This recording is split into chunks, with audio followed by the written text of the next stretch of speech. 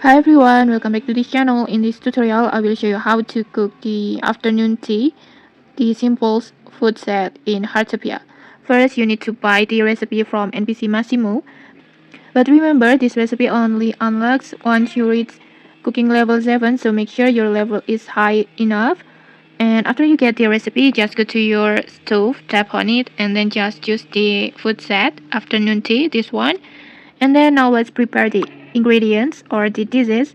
The good news, this is the simple food set because you only two items, tiramisu and then any fruit. This one, you can use any fruit that you have on your inventory. For example, in here, I want to choose blueberry. I want to use blueberry like this. And when you're done about the ingredients, just simply tap on start cooking like this.